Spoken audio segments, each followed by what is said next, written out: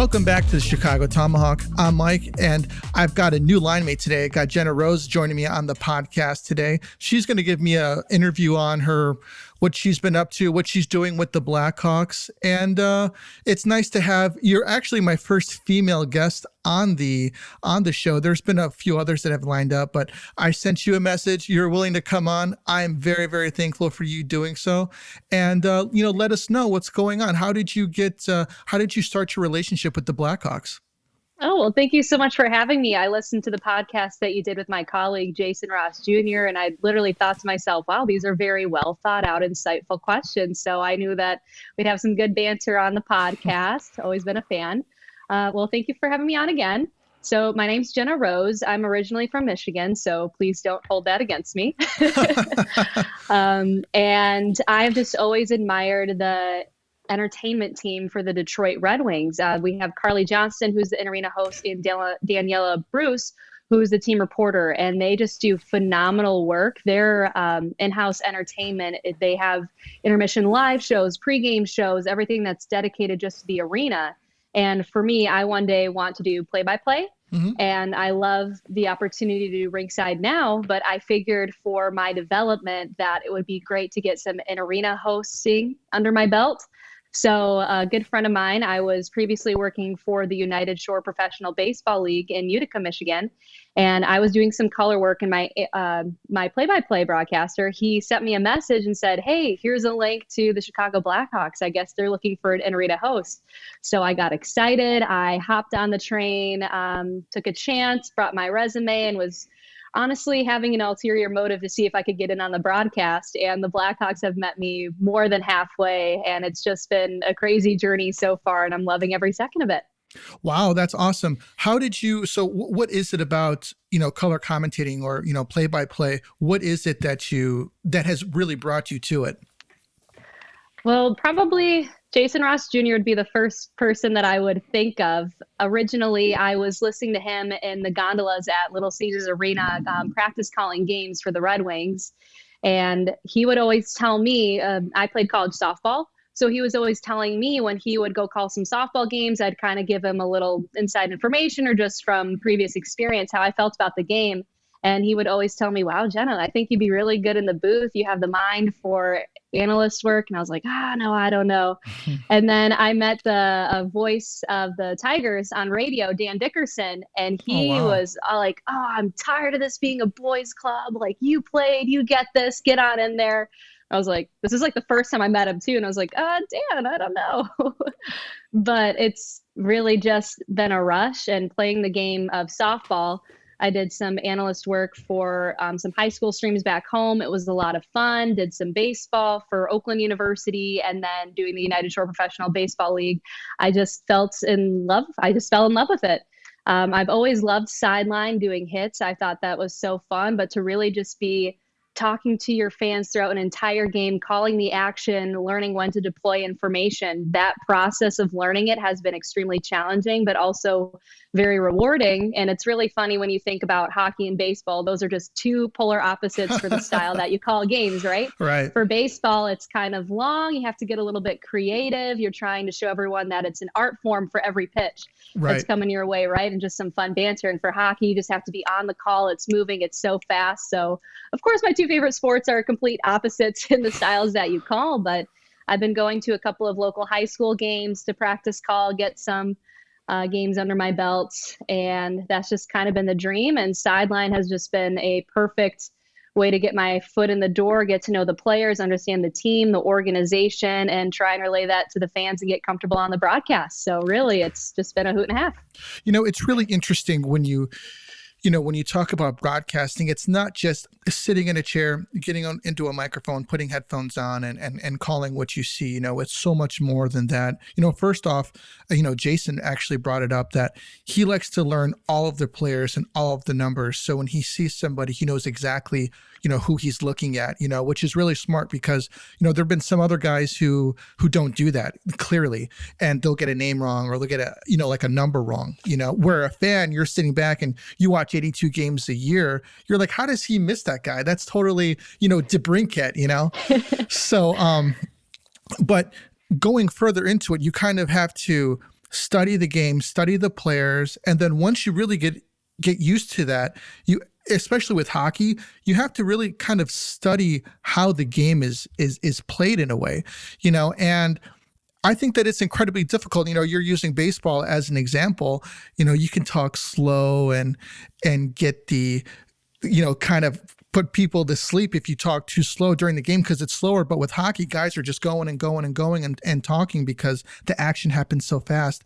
How do you take, one style from the other? Especially, I mean, I would say like probably the analysis is the same, getting to know players and things like that. But how do you change from like, maybe, from baseball to hockey?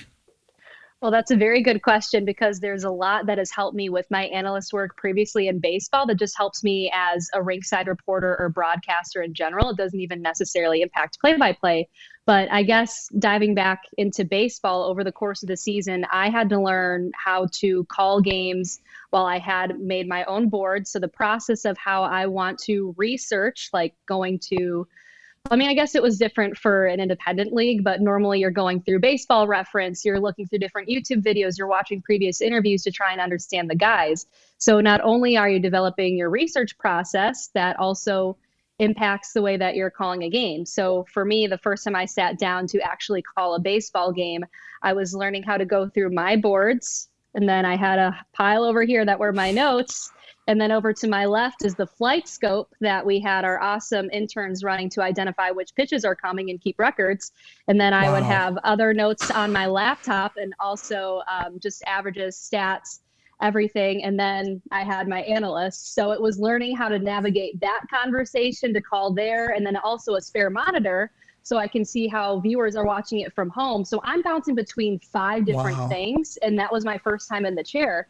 So it was a crazy experience, and it was definitely baptism by fire. So now when I'm doing ringside or literally just any kind of broadcasting interview, whatnot, with any other sport, but specifically for hockey, I have with me that pattern that I like to do my research, how much time I allow myself to spend on each guy, because you have to be economical with your time. You don't want to get lost in a player and then it's like, oh shoot, I only have a couple more hours until I have to go somewhere else. So it's helped me develop how I like to do my research. It's also helpful to still make boards, even if I'm not calling a game, just to understand who the opposing team is and just remembering who we are, and still trying to stay strong in identifying players, because that's very different for baseball, because most of the time you see them without their helmets when they're going out into the field. So it's very different, but you can kind of tell the way by the guys, how they're skating, how they hold their sticks, just their hair, their lettuce flowing out behind them. Yeah, the flow. So it's different, but you're still able to take pieces of, again, like just how you've done your research, how you've analyzed the game, and just try and implement that in a different setting. Because for me, I had an awesome talent developer. Her name's Jill Montgomery. And I mean, every week we were just tearing through all the interviews, hits that I've done previously in Michigan, and we developed a rule book, and I would have my cardinal sins of interviewing. So, okay, now I'm kind of going from play-by-play into sideline. Sure. But with that, you always want to challenge yourself, and you always think, when I watch games, I'm always hearing people ask, how do you feel? What's it like? And you think, well, how can I pinpoint a certain emotion and try and bring depth to this interview? So every now and again, you might get caught up in it on the fly, and you might ask one of those general questions, but it applies for all sports. I guess that's what I'm trying to say here, is through that process, if you're becoming a strong interviewer, then maybe if you're not so comfortable in hockey or soccer or whatever other sport that you're going to, you can still have the fundamentals of what makes a good question.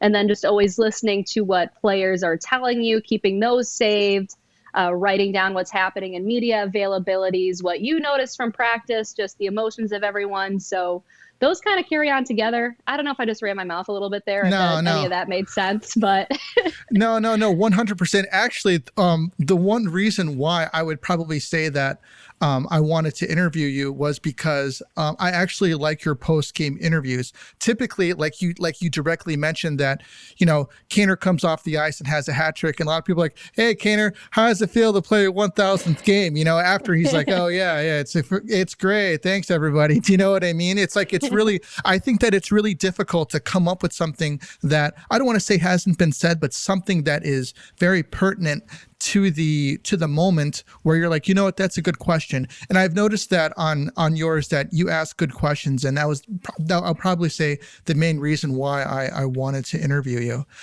Oh, So, thank you. I appreciate that. It's definitely a lost art form that I feel. yeah, definitely. It goes with all sports. You know, somebody wins a Super Bowl, they're like, "Oh, hey, Tom Brady, how do you feel after your sixth Super Bowl?" You know, and he's like, "Oh yeah, you know, I couldn't have done it without. Let me guess, my wife, my kids. You know what I mean?"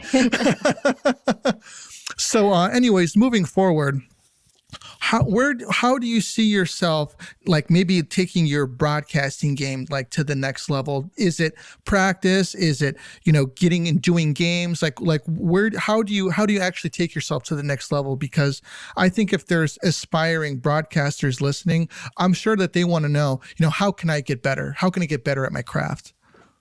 So I think the next step for me is to pay closer attention to what other sideline reporters are doing across the league. And someone that I admire, oh my gosh, is Michelle McMahon. Mm, She is the rinkside reporter for the Dallas Stars. And the way that she asks questions, how she conducts herself during her hits with her delivery, I think is something that I really want to strive for and pull inspiration from.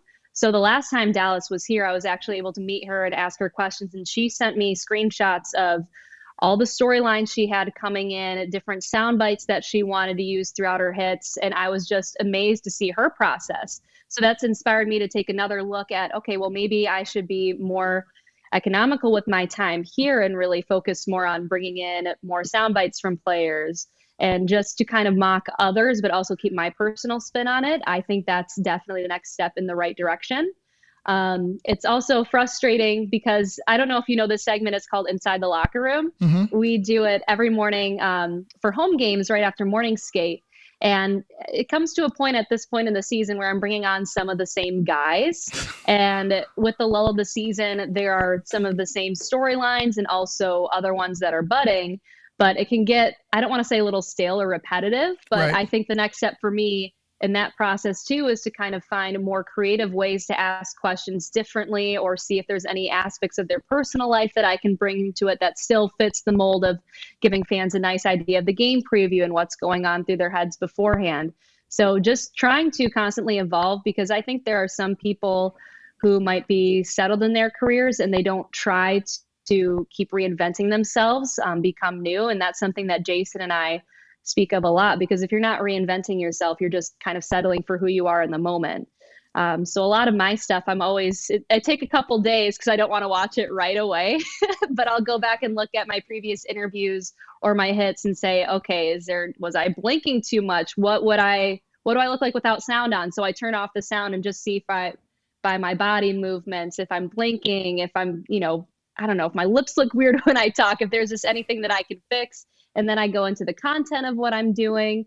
If there's any way I can maybe jazz up or be more economical with what I'm saying, because I want to speak journalistically correct, grammatically correct. And sometimes I speak with a lot of filler words. So I want to get those and eradicate them from the way that I speak. So because I want to be me when I'm on Right. air, but at the same time, I have to be professional. So I'm trying to find that good blend. So really, there's just always things that you can improve on. But I think the first step is to find a very good support system. I mean, I have, talent developers, Jason, a couple other friends and other people who work at the organization who are, nice enough to share my work and talk about it with me to see how I can evolve, but also just making sure that I'm taking the time to comb through everything and see how I can be better than I was the day before. I think it's pretty awesome that you have somebody like Jason that essentially you guys have come up together. So you kind of have that camaraderie with each other of something new, something big in your life that's happening, and a big opportunity for the both of you. At what point was it when you guys were in Michigan that you guys came up to Chicago together? So I believe, I want to say that I went to the audition September 17th. Yes, for the in arena position. And I know Jason had kind of had his eye on the Blackhawks for longer than that. So we celebrated for me first that I was able to get in. And it's funny because everyone called us the dynamic duo in Detroit because we would literally be going and covering Detroit Red Wings together, the Detroit Tigers together, because we started our own digital show because with COVID, things were starting to move in that direction and Right. opportunities were a little harder to come by. So we kind of already had that innate feeling like we just need to go kickstart our own thing. We're going to edit, film, make graphics, do all this. But anyway, so we were just elated for me and then that process. And then for Jason, I can't remember if it was the Blackhawks first or the Big Ten. I think it must have been the Blackhawks when they had that the release of who would be providing content for the season. But Oh, then okay. he moved down here too, and just I think a few months after I did. So it was just truly incredible because in college we'd have dream sessions. Hmm. And that sounds a little silly, but I think it was on Fridays when we were in the state champs offices together, we would just sit down and talk about what we wanted to do one day, what we could do together, being on a network, being on air together, that kind of thing. And so it's just so crazy that we did our first game together on air. We were both 23 back on February 9th. So it was just so crazy that in that moment, we were like, we have just dreamed of this like only a few years ago. And Right. now it's here. Yeah. So I know we're just like super good friends. So we're weirdos. We know our friend anniversary, which was February 8th of 2018. So, move forward February 9th, we're on air together in the number 3 market on a 3-game, 7-day road trip covering an original 6 franchise. It's just mind blowing. And I don't think either of us have processed it. Sometimes I still feel like I'm in Michigan and it's like, no, Genna, you're in Illinois. So it's just, it's moved very quickly, but I wouldn't want to go through that with anybody else because almost every single gig we had in Detroit, we were probably working together in some capacity. We worked at a Detroit Sports and Media Association where they brought us on as kind of interns, young students to get reps in and professional places. And then we worked for a high school sports show together. We created a show for Oakland University and then our baby, which is the Motor City Roundup, where we covered the Red Wings and Tigers. And oh, yeah. And then we worked for Sports Illustrated too, covering the Tigers. So just Oh, like really? Wow. we've done, yeah, and the Lions. So we've just done so much together. And I think our strengths pair very well. So just to kind of have that person who's been with it through everything with you, it's I couldn't be more thankful and more proud of him to see where he is, to be the youngest to do it and inspire so many people. It's really emotional. All right, guys, I got a message for you. The NHL season has been as exciting as ever. As Blackhawks fans, we want more, but as the action rolls on, DraftKings Sportsbook, an official sports betting partner of the NHL, has your shot to win big.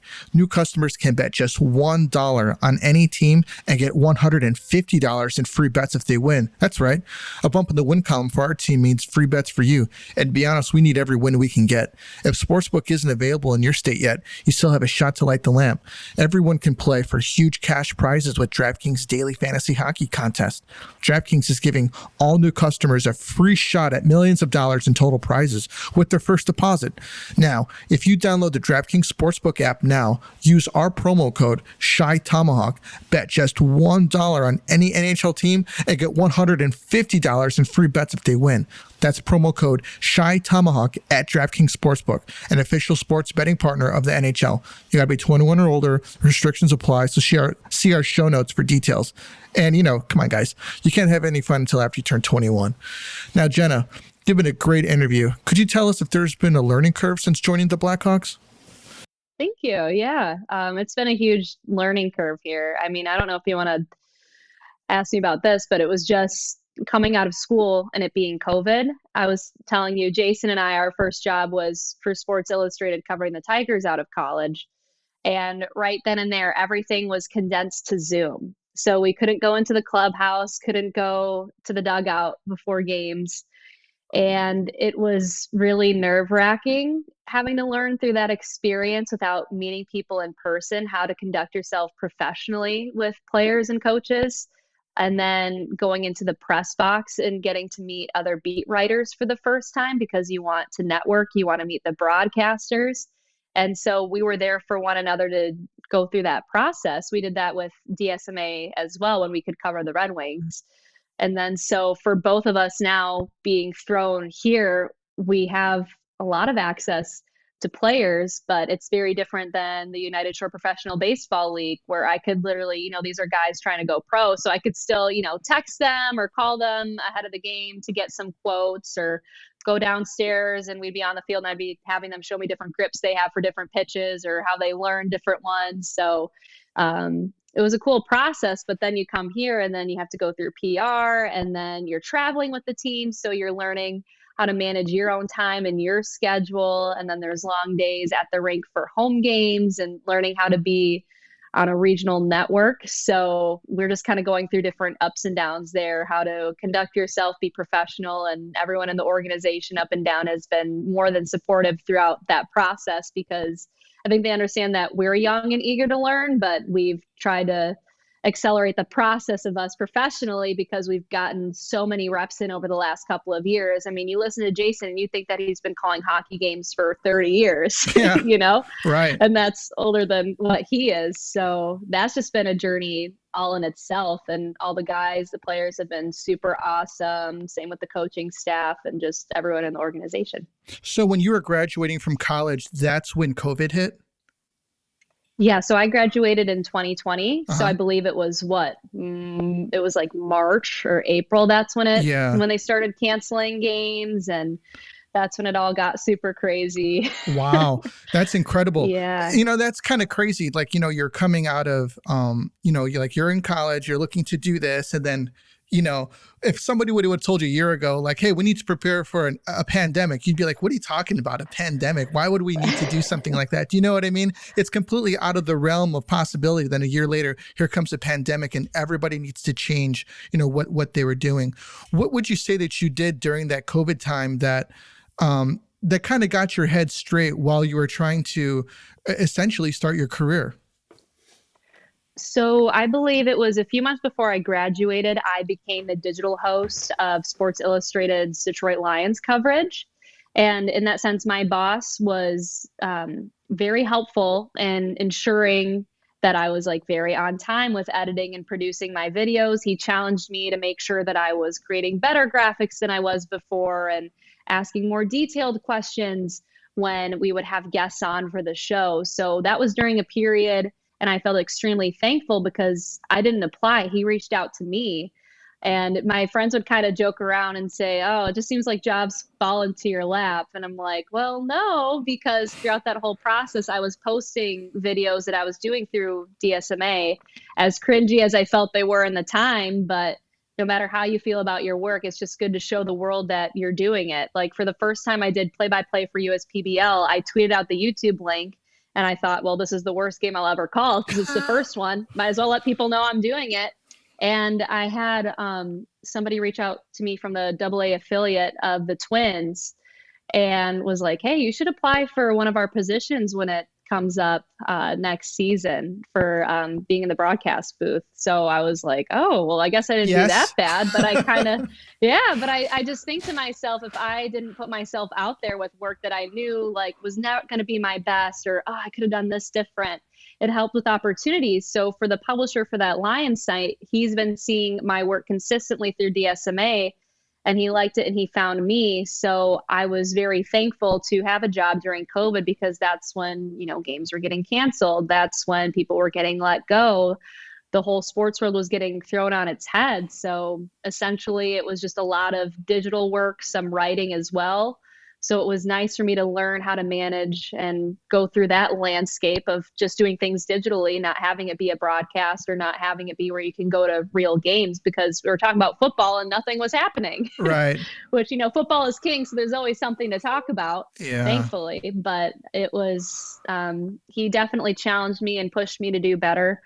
And it just really helped me get my foot in the door, because then that helped me get the publishing job for the Tigers. And by that time, this was a little bit fast forwarding a couple of months, then I was credentialed and could come to games when there was no fans. So I was watching baseball with the fake crowd noises in there. And then, you know, I hired Jay to be one of my contributors. So he and I were going and filming at Tigers games when no fans could come in. And that experience too, and to have we had to do like a report on the fly. Gardenhire retired, oh wow, the manager. So then, you know, we're learning how to do breaking news and to write and to film and just to network and be in those professional settings. So we just really went through the ringer and climbed the ladder fast for these different opportunities and figuring out how to be so well-rounded in a time Where previously, if somebody wanted to be on camera talent, then they would just focus on writing or their delivery or how they are on camera. Where now, for you to get opportunities, you have to be able to film, write, edit, motion graphics. You have to be able to do so much and be so versatile. And so it's fun because then you can keep those attributes that you've developed and utilize that anywhere in your storytelling, or if you want to create other features, content for your organization. Wow.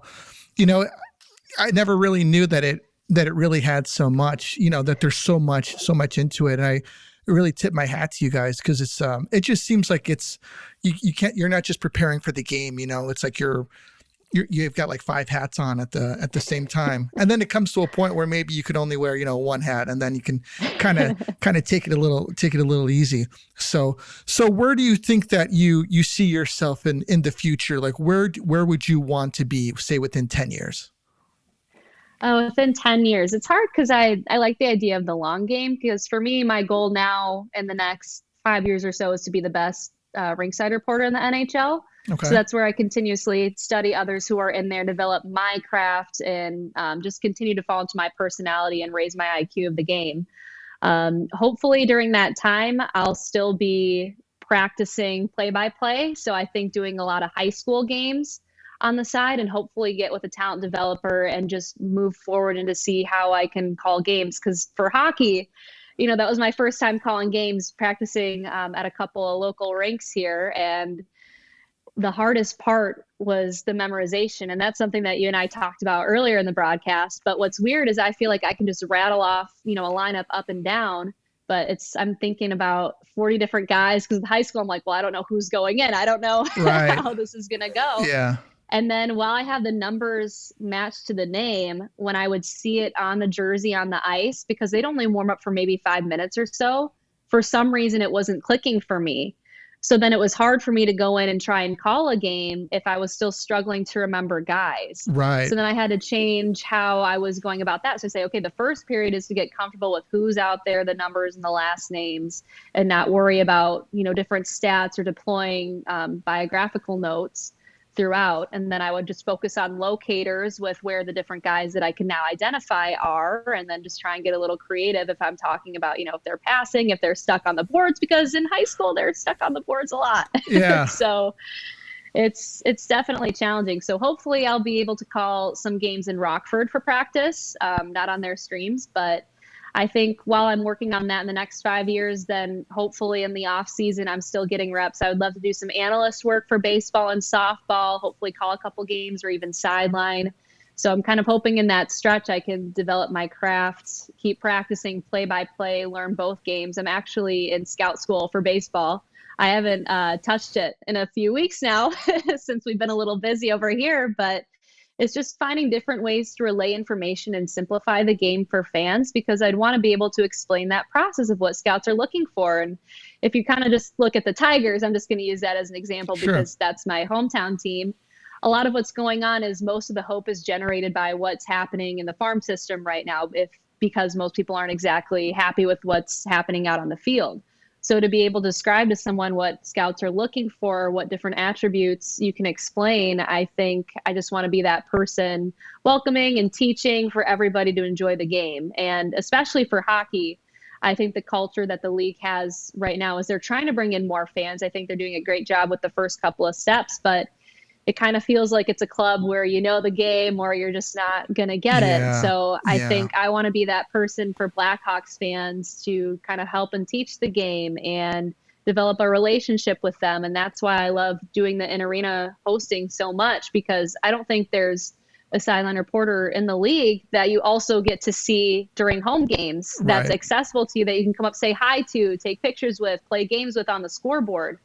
So I just love everything that I get to do. It's different hats and doing the in-arena stuff. I mean, gosh, I love it because I get to fall into my personality more, because I get to focus on having fun and play games with fans. And, I'll kind of still try and mess the guys while I'm up there. And it's a lot of fun. So I love being able to, one day I'm focusing on my play-by-play. The other day I'm like, oh, I should probably do, another session in scout school. And then, oh, what's another way that I could maybe make fans laugh today. So it's Sure. nice to have different breaks from different things, because it is very rigorous learning what it's like to work for a team and be on the road and deal with the schedule and trying to develop new storylines. So it's nice to have different outlets where I can have fun and still be around, and then you get right back to it and put your nose to the grindstone.